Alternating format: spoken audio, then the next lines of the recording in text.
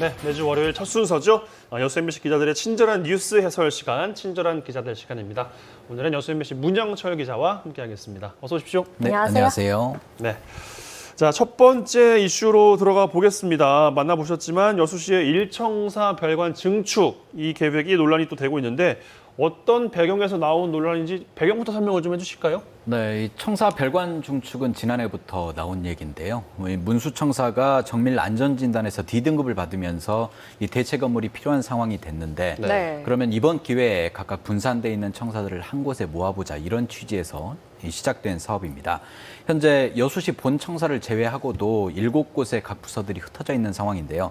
예를 들면 해양수산 관련 부서는 문수청사에, 도시미화과는 여서청사에, 또 관광과 도로과는 구보건소 건물에 이렇게 부서들이 각각 흩어져 있다 보니까 네. 공무원들 입장에서는 회의나 결제, 보고가 필요할 때 본청사로 이동을 해야 되고 또 일반 시민들도 민원 사항이 있을 때마다 해당 부서가 있는 건물로 찾아가야 되거든요. 네. 그래서 이런 업무의 비효율성을 좀 줄이고 시민 불편도 해소하자. 그러기 위해서는 청사 별관을 증축해서 부서들을 한 곳에 모으는 게 필요하다. 이런 게 현재 여수시의 입장입니다. 네, 이렇게 여수시의 입장을 들어보니까 또 일리가 있어요. 그러니까요. 네. 그런데 반대 의견도 만만치 않다면서요? 네, 여수 갑 지역구 국회의원과 시도의원을 중심으로 반발이 거센데요. 원래 여수시청이 현재 여수 해수청 자리에 있었는데 여천으로 이동하고 나서 여서 문수지구의 인구가 줄고 또 상권도 침체가 됐습니다. 네. 이런 상황에서 문수청사까지 빠져나가서 공무원 200여 명이 옮겨가면 안 그래도 어려움을 겪고 있는 여서 문수 지역의 침체가 더 가중될 거다. 이런 이유고요.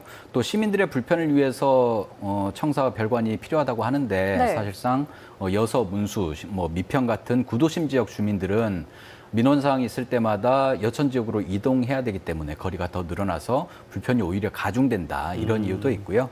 지역 균형 발전 차원에서 정부가 수도권에 집중된 공공기관들을 지방으로 이전을 하고 있는데 지자체가 모든 청사들을 한 곳에 모으는 게 과연 바람직한가?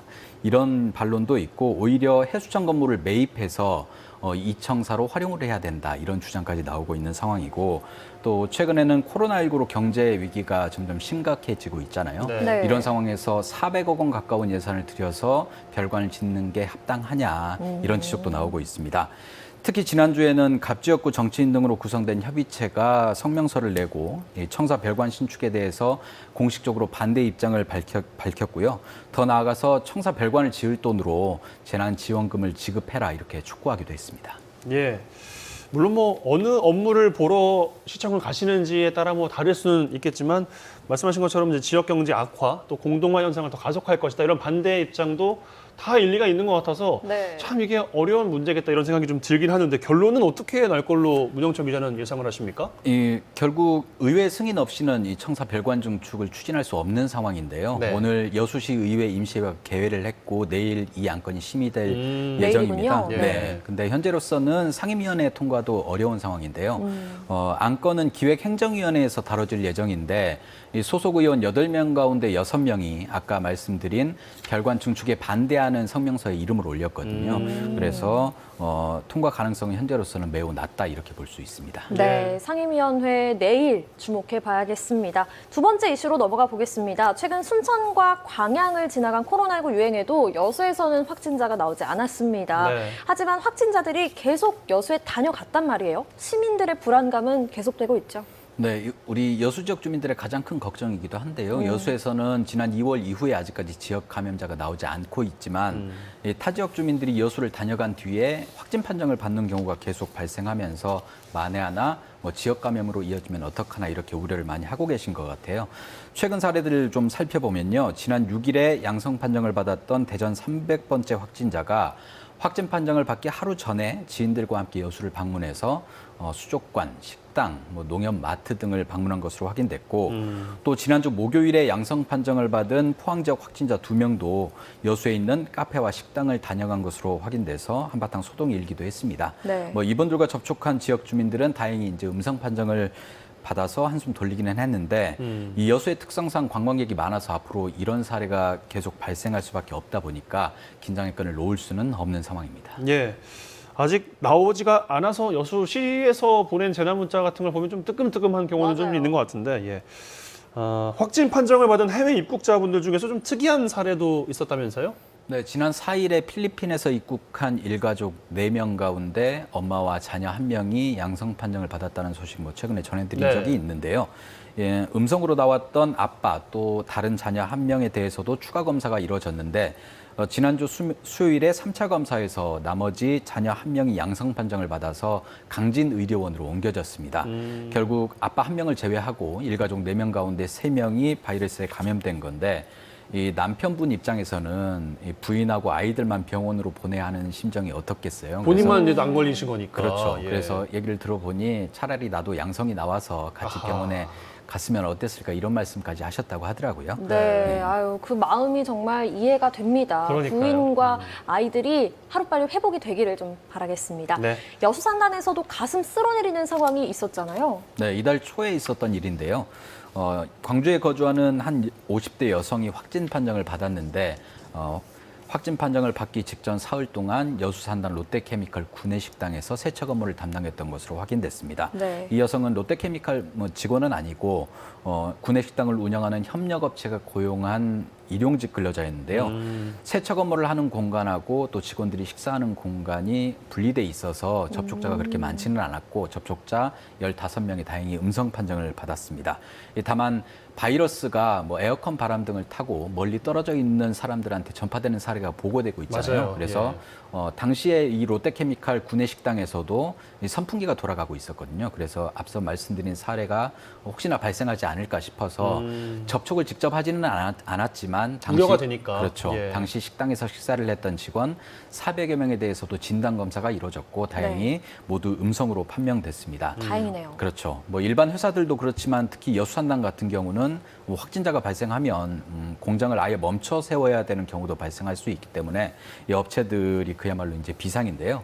이 공장 출입 시에 발열 체크는 하는 건 기본이고 또 타 지역을 다녀온 경우에 당분간 회사에 나오지 말고 일정 기간 자가격리를 명령하거나 또 병원이나 보건소 가서 진단 검사를 받도록 하는 케이스도 있고 특히 최근에 순천이나 광양 지역에서 확진자가 폭증했을 때 순천이나 광양에 거주하는 직원들은 아예 그냥 재택근무를 명령하는 이렇게 해서 지금 여수산단 업체들 같은 경우는 코로나 발생하지 않을까 뭐 살얼음을 걷는 기분이다 이렇게 표현을 하더라고요. 예. 네. 뭐 코로나19 때문에 여수, 순천, 광양 또 지자체 간 묘한 또 신경전이 또 있었기도 한 것도 기억도 나기도 하고 뭐 또 여수만 또 발생하지 않았기 때문에 순천, 광양에서 막아야 된다 뭐 이런 이야기들도 있었다고 하기도 하고요. 뭐 일단 불안감이 좀 이어지고 있고 성수기는 좀 지났어요. 그래도 아무래도 관광지가 많은 지역이기 때문에 같은 사례가 발생하지 않으리라는 법도 없을 것 같고 대책이 좀 필요할 것 같은데 어떻게 좀 돼가고 있습니까? 그렇죠. 지금 말씀하신 대로 이제 시민들이 많이 불안해하시고 왜 관광객들이 이렇게 많이 오는데 확진자가 왜 안 나오는지 이상하다. 그러니까요. 그렇죠. 또 심지어 우스갯소리로 감추고 있는 거 아니야? 뭐 이런 말씀도 이제 하시지만 네. 우선 뭐 접촉자에 대한 검체 채취는 지자체가 하지만 거기에 대한 검사는 보건환경연구원이나 민간 검사기관에서 하고 또 결과도 질병관리본부에 통보가 되기 때문에 네. 확진자 분류 작업 또 검체 채취가 제대로 이루어졌다는 가정하에서는 확진자를 뭐 감추거나 은폐하거나 이럴 가능성은 없고요. 타 지역 확진자들이 다녀간 경우가 많다 보니까 최근 여수시가 불꽃 축제를 포함해서 올해 말까지 예정된 행사들을 다 취소를 했고 네.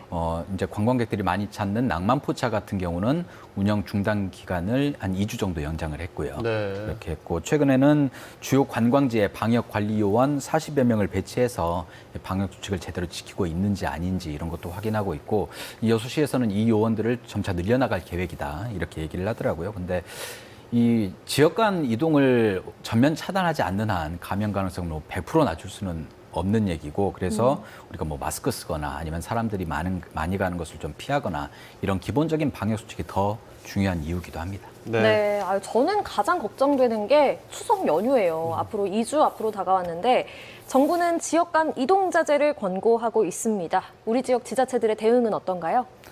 우리 동부 지역 지자체들도 마찬가지로 뭐 귀성 또는 역귀성을 좀 자제해달라 이렇게 호소하고 있는데요.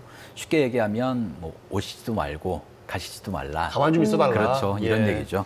이미 지자체들 같은 경우는 다른 지역에 있는 향후에 공문을 보내서 이번 명절에는 방문을 좀 자제해달라 이렇게 당부를 하기도 했고 심지어 이제 마을 이장님들 같은 경우는 각 가정을 방문해서 혹시 다른 데 가시지 말고 혹시 또 누가 오신다면 좀 말려달라 이렇게 이제 설득을 하고 있는 상황이고요. 대신 고향 소식을 영상으로 제작해서 뭐 SNS로 공유해서 확인하게 한다든지 네. 아니면 취약계층 또 노약자분들 같은 경우는 뭐 자녀분들 또 타 지역에 있는 친척분들과 뭐 영상 통화를 할 수 있게 지원한다든지 뭐 지자체별로 각각의 대책은 좀 마련을 하고 있는 것 같더라고요. 네. 근데 뭐 참 어른들이 아직까지 이야기를 안 해서 뭐 눈치 보고 있다 뭐 이런 웃지 못할 해프닝들도 좀 많이 있는 것 같은데 좀 현명하게 잘 슬기롭게 추석을 좀 이겨내서 코로나19가 좀 확실하게 줄어들 수 있는 계기가 좀 됐으면 좋겠습니다. 자, 이번 주에 여수 MBC 뉴스에는 어떤 내용들을 좀 주목해 봐야 될까요? 네, 아까 말씀드렸듯이 여수청사 별관 증축 문제가 상임위원회에서 내일 다뤄질 예정인데 네. 과연 결과가 어떻게 나올지 또 현재 해수청을 매입해서 이 청사로 활용하는 주장이 과연 현실적으로 어떤지 또 해수청 부지를 소유하고 있는 해수부의 입장은 어떤지 좀 다뤄볼 예정이고요. 네. 또 여순사건 특별법 제정을 촉구하는 차원에서 저희가 기획보도 시작했습니다. 지난주에는 여순사건 당시에 억울하게 아버지를 떠나보내고 또 자신도 고문을 당하고 옥살이까지 했던 김양기 어르신의 사연 전해드렸고요.